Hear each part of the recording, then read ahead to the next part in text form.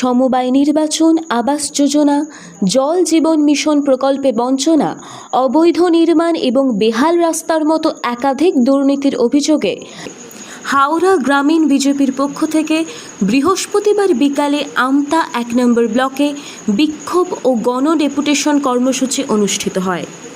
বিক্ষোভ কর্মসূচিতে নেতৃত্ব দেন হাওড়া গ্রামীণ বিজেপির সভাপতি দেবাশিস সামন্ত, সহসভাপতি প্রণব হাজরা, প্রাক্তন জেলা সভাপতি শিবশঙ্কর বেজ, চিরণ বেরা, শিক্ষক নেতা পিন্টু পাড়ুই সহ বিজেপি কর্মী ও সমর্থক।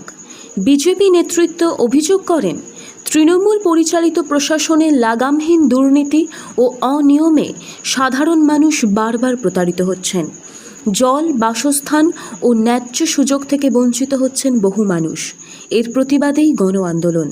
বিক্ষোভ চলাকালীন বিজেপি কর্মীরা বিডিও অফিসের গেট ঘেরাও করে বিক্ষোভ দেখান।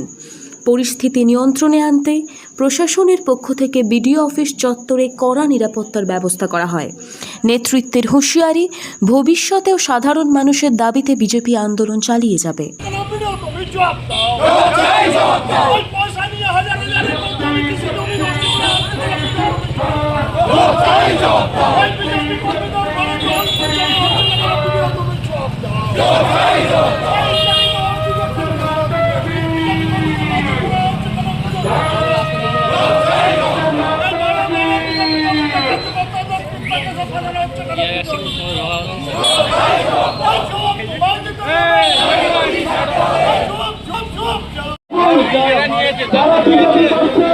তাদের ঘরে জল দেওয়া হচ্ছে না, কেন ভিডিও পারবা জল কেন দেওয়া হবে না?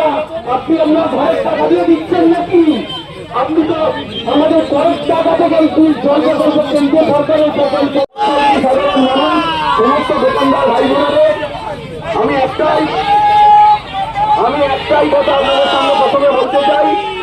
আপনারা গত দুদিন ধরে দেখছেন একটা নাটক গোটা ওয়েস্ট বেঙ্গলে চলছে।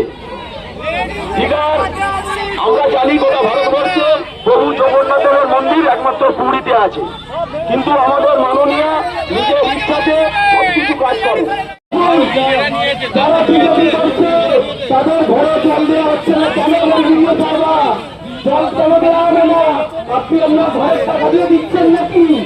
আপনি তো আমাদের ঘরের টাকা থেকে জল প্রকল্প কেন্দ্রীয় সরকারের প্রকল্প। লড়াই